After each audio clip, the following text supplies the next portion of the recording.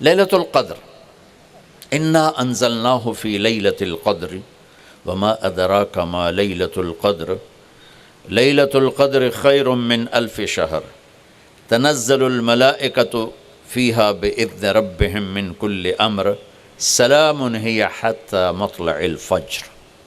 ہم نے قرآن کو لیلۃ القدر میں اتارا، تمہیں کیا خبر کہ لیلۃ القدر کیا ہے؟ لیلۃ القدر 1000 مہینوں سے بہتر ہے، اس میں فرشتے اترتے ہیں اور یہ صبح تک رہتی ہے۔ لفظ قدر عربی میں اس کا ایک مطلب ہے قیمت، سبحان اللہ۔ تو اللہ نے کہا میں تمہیں بتاؤں، آپ سب تاجر بیٹھے ہو، لیلۃ القدر کی قیمت کیا ہے؟ 1000 مہینوں سے بہتر ہے، 1000 مہینوں سے بہتر ہے۔ اب 1 روپے پر 1000 نفع لے سکتے ہیں؟ دنیا میں کوئی ایسا کاروبار ہے؟ جو ہیروئن بیچتے ہیں وہ بھی نہیں لے سکتے۔ اور میرا اللہ کہہ رہا ہے ایک رات 1000 مہینے، یعنی کوئی 82-83 سال۔ یہ تو آ گیا پہلا قدر۔ دوسرا اس کا مطلب ہے تنگ پڑ جانا، تنگ پڑ فقدر علیہ رزقہ، تو تنزل الملائکۃ فیہا، تنزل الملائکۃ والروح فیہا، کہ اس رات اتنے فرشتے اترتے ہیں کہ زمین تنگ پڑ جاتی ہے، سبحان اللہ، اتنے فرشتے آتے ہیں زمین تنگ پڑ جاتی ہے۔ تیسرا مطلب ہے قدر،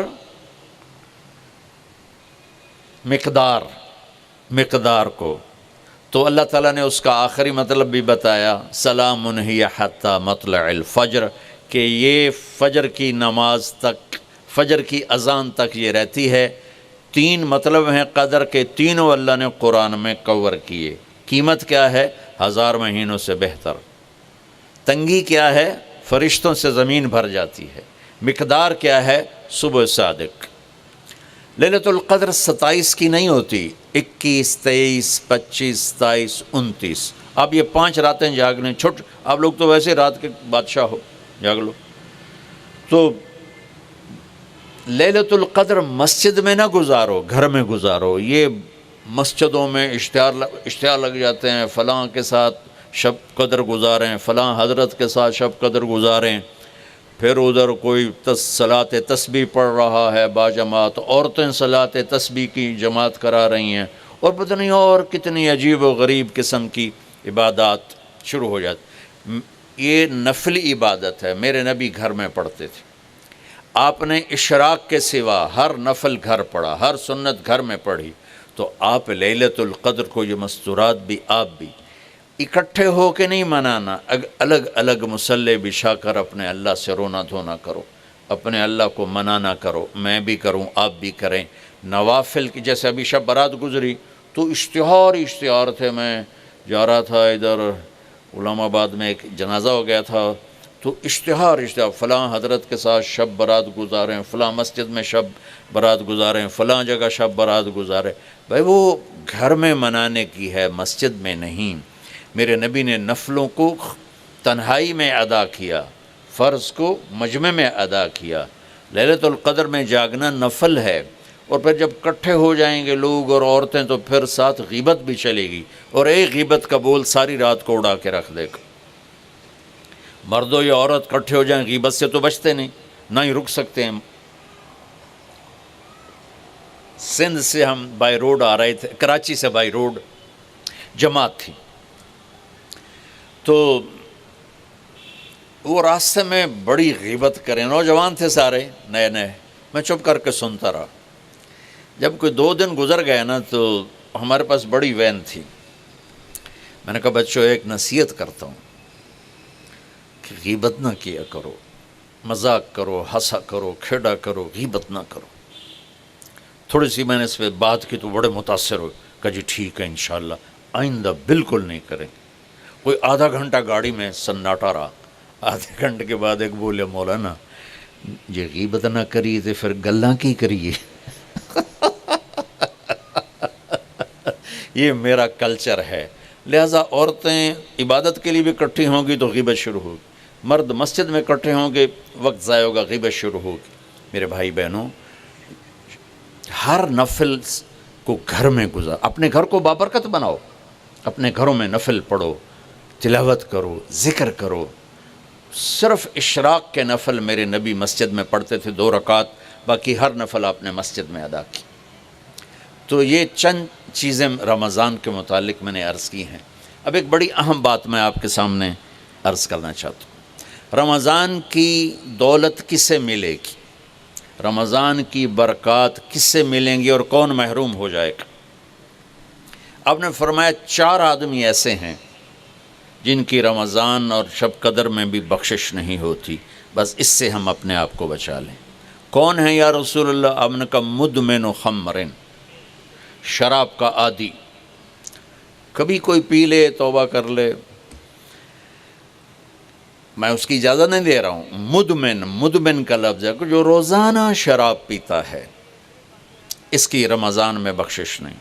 حق لوالدیہ، جو ماں باپ کا نافرمان ہے، اس کی بخشش نہیں۔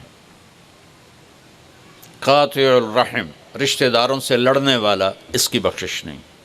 المشاحن، دل میں بغض رکھنے والا، اس کی بخشش نہیں۔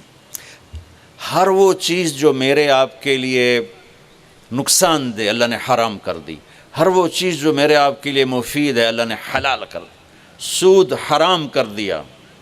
ہمارے پاکستان کی معیشت نہیں، پوری دنیا کی معیشت ڈوبی پڑی ہے، سارے ملک قرضوں پہ چل رہے ہیں، سود نے پوری دنیا کو تباہ کر دیا۔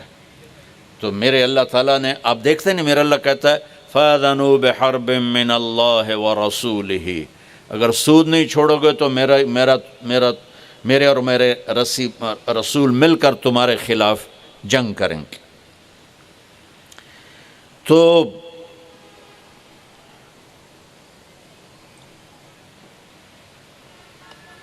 ہر وہ چیز جو مضر ہے اللہ اس سے بند، چونکہ سود چند ہاتھوں میں دولت اکٹھی کر دیتا ہے اور غریبوں کے چولہے ٹھنڈے ہو جاتے ہیں، یہ اللہ کو ناپسند ہے۔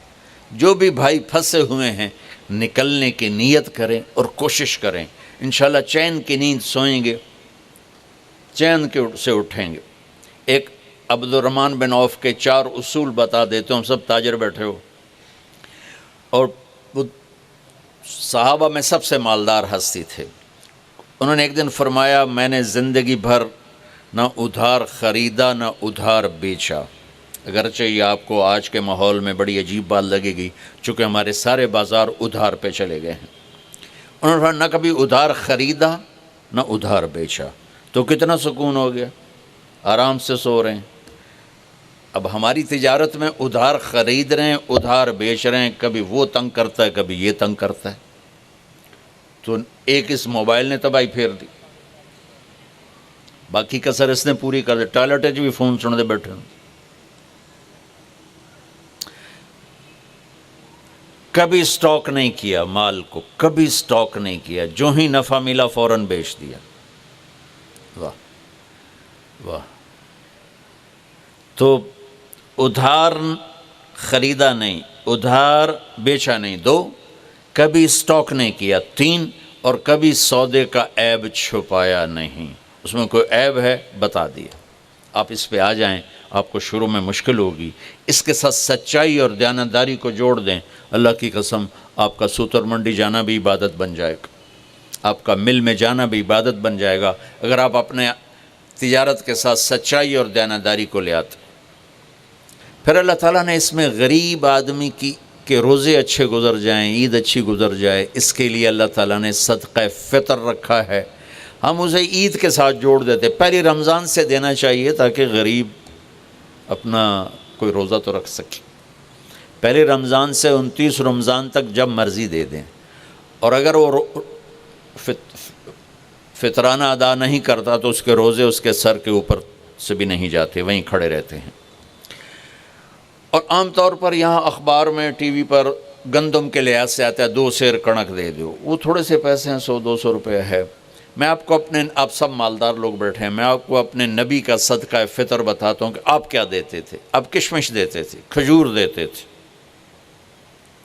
جو بھی دیے ہیں، تو کشمش 3 کلو، بازار میں 3.5 کلو، بازار میں جا کے پوچھیں جو سب سے اچھی کشمش ہو یا پھر درمیانی، گھٹیا نہیں درمیانی اور سب سے اچھی، وہ پتہ کرے وہ کتنی ہے، 1000 روپے کلو ہے، 1500 روپے کلو ہے، آپ کے گھر کے 4 افراد ہیں تو ایک گھر سے 6000 روپے غریب کو جائے گا۔ آج تو 6000 میں ایک ہفتہ نہیں گزرتا۔ تو اب سب سے عرض کرتا ہوں، ویسے بھی خیرات کریں، افطاریاں کروائیں، اور صدقہ فطر کشمش کے حساب سے دیں۔ یہ آپ سب بھائی بہنوں کی خدمت میں گزارش ہے۔ اللہ نے آپ کو رزق دیا، خرچ کریں، یہی آپ کے ساتھ جائے گا، باقی سارا ادھر ہی رہ جائے گا۔